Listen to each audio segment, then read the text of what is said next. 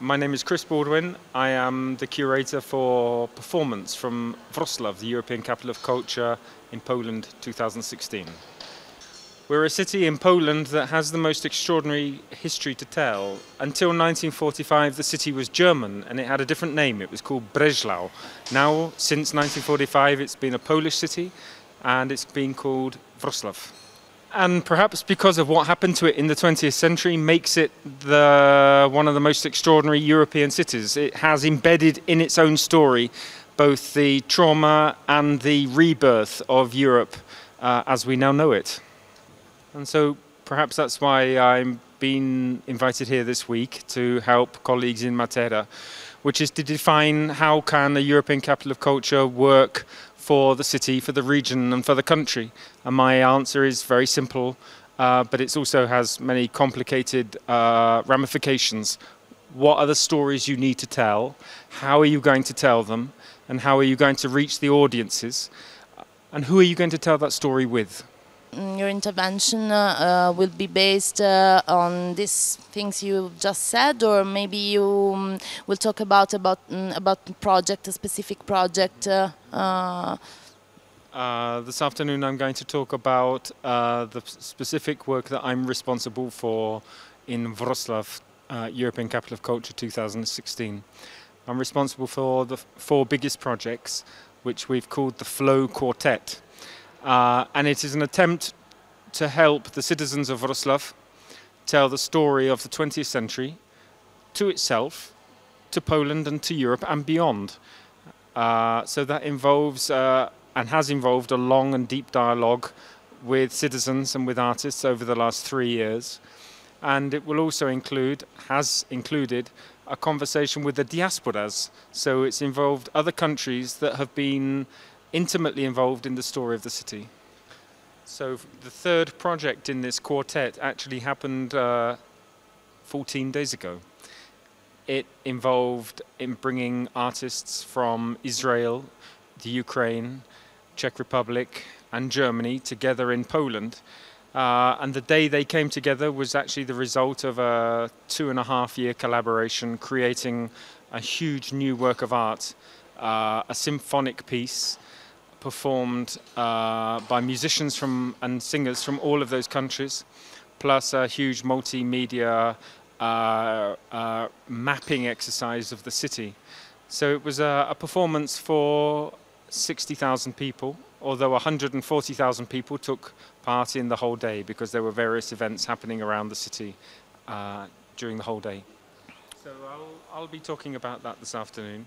And then the final event that happens later this year in December, the closing ceremony, will be bringing together many of the stories and cultural assets that we've created in the previous 3. So the active citizenship, there's going to be many performers, the music that we've created over 2 years, and very special objects called the Spirits of Wroclaw that are giant creatures that can move through the city from 3.5 to 16 meters high.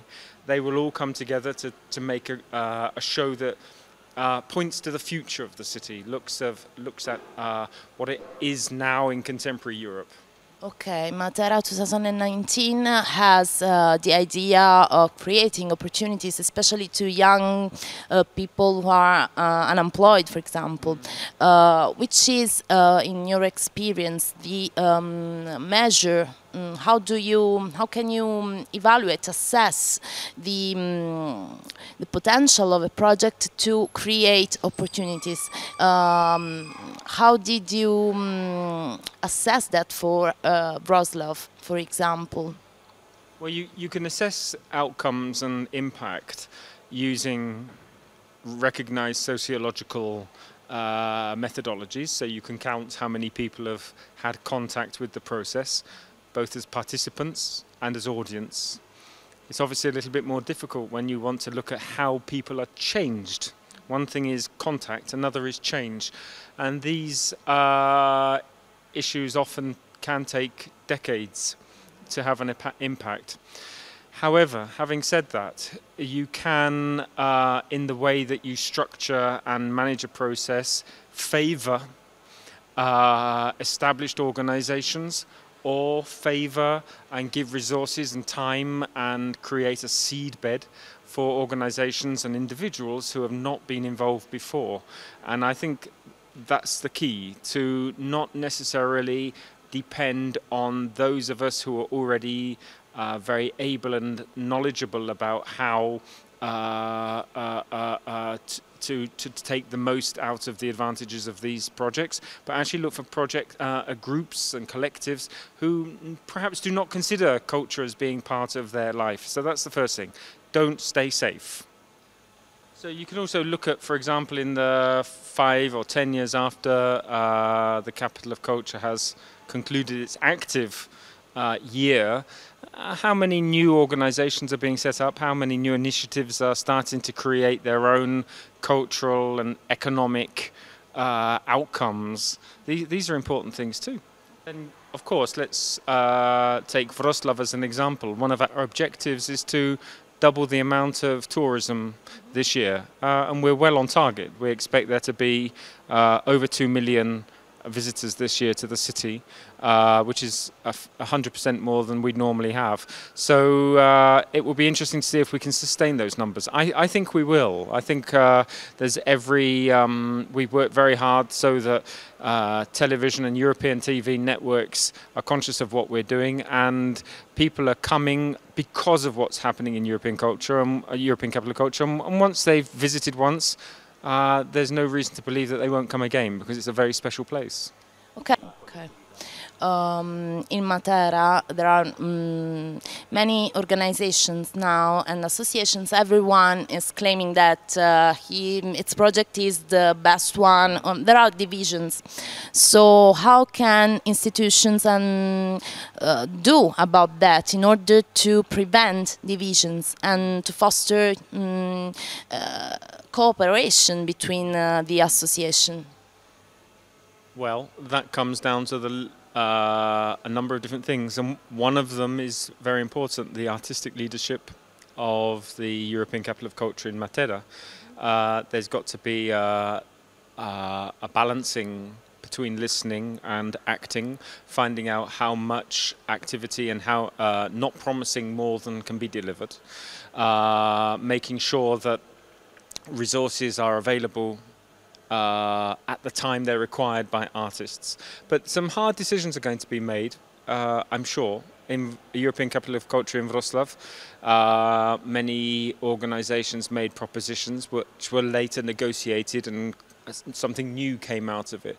So a lot of conversation has to be had, but then everyone also has to be, I think, conscious and sensitive to the fact that an event is being organized, and that there comes a time in which we have to implement.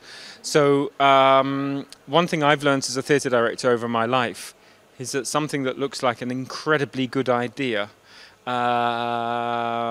you may cherish and look after for many, many weeks and months in the rehearsal room. And then there comes a time when you have to say, this is not going to work. This is something I have to give up. And that's where the real moment of adult, mature behavior comes in, and you say, okay, I'm going to leave this child to one side because something better is coming on. So we have to act like mature adults. We have to know when something else is coming through. It's a very difficult process. I'm not pretending there is no serious negotiations to be had. Okay, what about the budget? Was the budget enough to implement all the projects in Wroclaw? The budget is never enough for the aspirations that a complex city or community have, and artists are very good at knowing how revolutionary and how transformative their work can be. So there's always a sense that, oh, if only we had a bit more, we could do more. Again, as a theatre director, I always say, if only we had a week more in rehearsal, things could be even better. I think we have to reinforce the positive message here. European capitals of culture, across their whole history of the last 30 years, produce a huge investment in culture in their region over the 4 or 5 years that they're taking place. And we have to, as artists and producers and as cultural managers, make the best of it, make the legacy strong, make the emotional impact as strong as possible, make memorable events. But remember, it's part of a process, it's part of a continuum. There's never enough money, but one thing is for sure, this is a huge opportunity for Matera, as it was for Wroclaw, and it can transform the way we think about ourselves and our cities if we do it in a transparent and intelligent and mature way.